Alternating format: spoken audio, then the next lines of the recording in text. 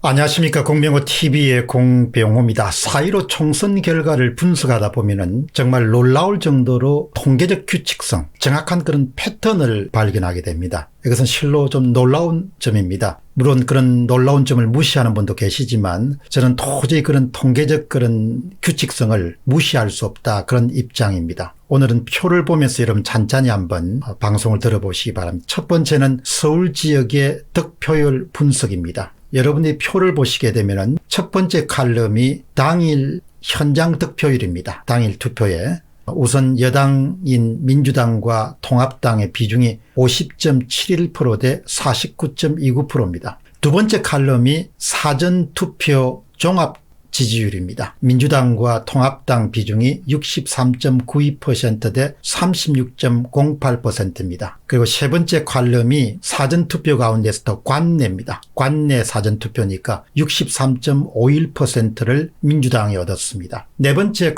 칼럼은 관외 득표율 혹은 지지율입니다. 민주당과 통합당의 비중은 65.26% 대 34.74%입니다. 여러분들이 아마 탁직감적으로 보시는 것이 모든 사전이 붙은 세 칼럼, 두 번째 칼럼부터 네 번째 칼럼은 63. 얼마 이렇게 아주 비슷하다, 이렇게 아마 느낄 것입니다. 여러분이 직관이 맞습니다. 그리고 더불어민주당 후보는 마지막 다섯 번째 칼럼은 평균적으로 사전 득표율이 당일 득표율보다도 13.21%가 높습니다. 그러니까 전국의 서울이 가장 격차가 큽니다. 놀랍게도 서울의 전 지역구에서 모든 그런 민주당 후보는 평균적으로 13.21%를 더 얻었습니다. 반대로 미래통합당 후보는 평균적으로 사전 득표율이 당일 득표율보다도 못 미칩니다. 그 못 미치는 크기가 바로 마이너스 13.21%입니다. 이 규칙성도 대단히 놀랍죠.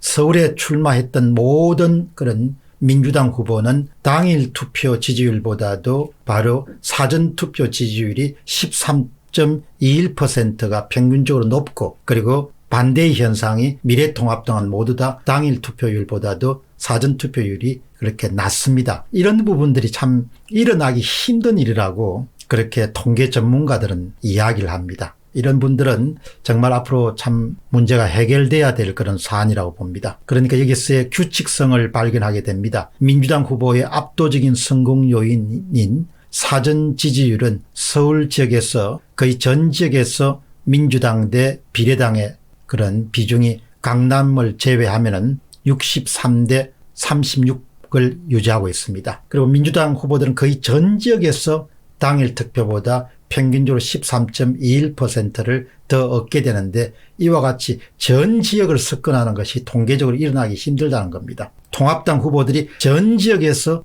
당일 투표보다도 13.21%가 더 떨어져서 사전 지지율을 얻는 것도 정말 일어나기가 힘든 불가사의한 일이라고 합니다. 그러니까 민주당이 얻은 불가사의하고 통합당이 얻은 불가사의하고 합치니까 초불가사의한 현상이 4월 15일 한국 총선에서 일어난 것입니다. 또 한 가지 주목하셔야 될 것은 사전 지지율하고 또 관내 사전 지지율, 관외 사전 지지율, 두 번째 칼럼, 세 번째 칼럼, 네 번째 칼럼이 거의 전 지역에서 1대1이라는 그런 규칙성을 갖고 있습니다. 이런 부분들도 정말 신기하다, 그런 감탄을 내저지를 수 없는 상황입니다. 두 번째는 여러분들 인천 지역 득표율입니다. 첫 번째 칼럼인 당일 득표를 보시면은 민주당과 통합당은 54.08% 대 45.9입니다. 이것은 서울 지역하고 좀 차이가 나죠. 그러나 두 번째 칼럼을 보시게 되면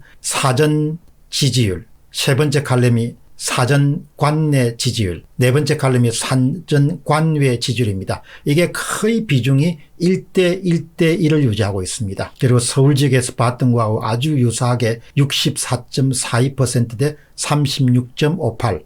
그 다음에 세 번째 칼럼은 62.69% 대 37.31. 그 다음 네 번째 칼럼 64.13 대 35.87. 제가 말씀드리는 통계적 규칙성이라는 것은 이렇게 모든 것이 무슨 통계에 의해 가지고 분포가 되는 것처럼 그렇게 정확한 패턴을 갖고 있는 점을 말씀드리는 겁니다. 다섯 번째 칼럼은 민주당이 거의 인천 전 지역에서는 평균적으로 당일 득표율보다도 사전투표 득표율이 9.34% 능가합니다. 여기서도 거듭 말씀드리지만 인천의 전 지역에서 민주당 후보가 평균적으로 9.34%로 앞서는 것은 일어나기가 힘든 사건이라는 것이죠. 그리고 서울에서와 마찬가지로 사전 통합 득표도 인천 지역에서도 민주당과 비례당은 63대 36을 유지하고 있습니다. 마찬가지로 놀라운 그런 지표가 또 등장합니다. 사전 지지율, 관내 사전 지지율, 관외 사전 지지율. 두 번째 칼럼, 세 번째 칼럼, 네 번째 칼럼이 거의 1대 1대 1의 그런 비율로 자리를 차지하고 있습니다. 이런 부분들이 정말 석연치 않은 거죠. 어떻게 통계가 이렇게 규칙적으로 이렇게 드러나게 될까, 나타나게 될까, 이런 부분들이 의혹을 제기하는 사람들의 가장 궁금함일 것입니다. 다음 보시죠. 경기 지역 득표율입니다. 첫 번째 칼럼은 당일 득표율입니다. 민주당과 통합당은 50.69%대 47.31%를 차지하고 있습니다. 당일날 유권자로부터 얻은 지지율입니다. 그 다음에 두 번째 칼럼은 사전 지지율입니다. 그것은 63.53%대 36.47%입니다. 사전 투표에서 민주당 후보는 63.53%의 지지를 얻은 겁니다. 이 사전 지지율은 두 가지로 나누어지게 됩니다. 관내 사전 지지율하고 세 번째 칼럼이죠. 네 번째 칼럼인 관외 사전 지지율로 나누어지게 됩니다. 이것도 거의 이런 비중이 63, 64 이렇게 비슷비슷합니다. 그리고 그 다음에 다섯 번째 칼럼은 민주당은 경기 지역에서는 모든 후보가 평균적으로 당일 투표 지지율보다도 10.85%를 얻어서 당선됩니다. 거의 전 지역에서 이렇게 큰 폭으로 사전투표 지지율이 당일 투표 지지율을 능가하는 경우는 역대 아마 선거에서는 거의 없었을 겁니다. 이렇게 큰 폭으로 이 득택의 대부분 이제 당선이 되죠. 그래서 사전투표에 대해서 사람들의 의혹을 갖게 되는 겁니다. 그리고 경기 지역에서도 전 지역에 걸쳐서 민주당과 통합당의 사전투표의 득표율은 63대 36을 유지하고 있습니다. 그리고 사전 지지율, 그 다음에 관내 사전 지지율, 관외 사전 지지율, 두 번째, 세 번째, 네 번째 칼럼들도 거의 일치합니다. 1대 1대 1. 이러니까 정말 사람들이 신기하게 생각하는 거죠. 어떻게 꼭 같은 패턴이 서울도 반복되고 인천도 반복되고 그다음에 경기도 반복되고 그다음에 대전도 반복될 수 있느냐, 이렇게 의심을 갖게 되는 겁니다. 사람들은 궁금하니까 어떻게 그렇게 가능한가 이렇게 생각하는 것이죠. 그다음에 이제 네 번째는 대전 지역 득표율을 보시기 바랍니다. 첫 번째 칼럼이 대전의 당일 득표율, 당일 지지율입니다. 역시 민주당이 50.53%를 차지했고 통합당이 49.47%를 차지했습니다. 여기서 여러분이 관심이 보셔야 될 것은 두 번째, 세 번째, 네 번째 칼럼이 모두 다 사전 득표율입니다. 사전 지지율입니다. 총합인 사전 종합 득표율은 두 번째 칼럼은 민주당이 61.90%, 그 다음에 통합당이 38.10%입니다. 세 번째의 사전 관내 투표는 60.71%를 민주당이 얻었습니다. 사전 관내 투표는 65.5%를 얻었습니다. 다섯 번째 칼럼은 대전 지역에서는 민주당 후보는 거의 평균적으로 당일 득표율보다도 사전 득표율에서 11.37%를 더 얻어가지고 많은 대부분 지역구에서 승리를 거두게 됩니다. 대전 내 전 지역구에서 민주당과 비례당, 통합당의 사전 지지율은 61대 38을 유지하고 있습니다. 거의 대부분이.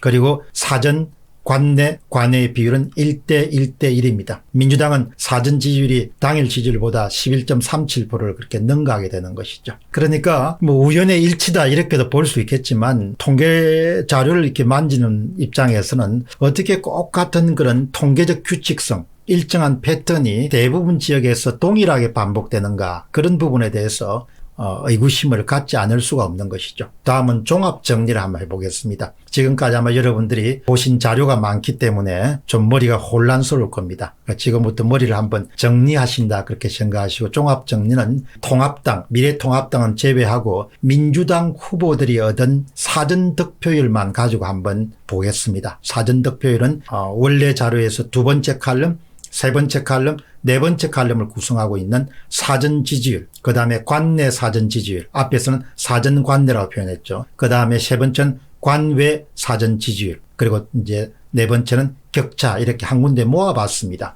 서울 지역, 인천 지역, 경기 지역, 대전 지역을 이렇게 한 군데를 모아보시게 되면은 우선 사전 지지율, 민주당은 모든 지역구에서 맨 마지막에 네 번째 칼럼입니다. 10%에서 13% 내외로 사전 지지율이 당일 지지율보다 높았기 때문에 대부분 당선될 수 있었습니다. 그것도 10에서 13% 정도. 그러니까 어떻게 모든 민주당 후보들은 나가면 선거에 나가면은 항상 당일 투표 지지율보다도 사전 투표 지지율이 그렇게 다 높으냐? 뭐 70%도 아니고 80%도 아니고 거의 대부분의 후보들이 사전 투표 지지율이 당일 투표 지지율보다 그렇게 높은 이유가 뭐냐? 그런 일들이 통계적으로 일어날 수 있냐? 이렇게 물을 수 있는 것이죠.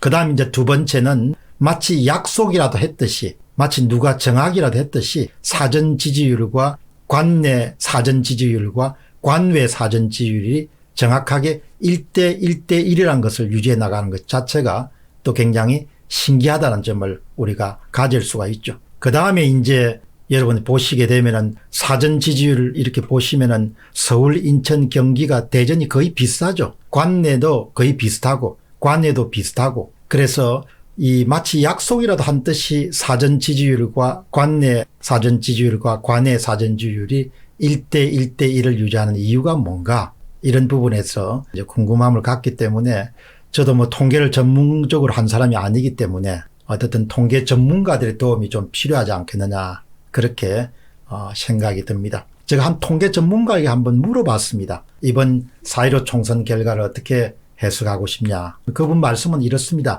이 자료에는 하나같이 한 번도 예외 없이 여당 후보의 사전 득표율이 당일 득표율보다 높습니다. 이러한 현상은 통계 분석 대상이 될 수 없습니다. 통계 분석은 표본 집단 가운데 변화가 있어야 하기 때문입니다. 저는 통계학자이니까 무언가가 잘못되었다고 말할 수 있습니다. 이런 현상이 일어날 경우를 굳이 확률적으로 말한다면 2의 253성분의 1입니다.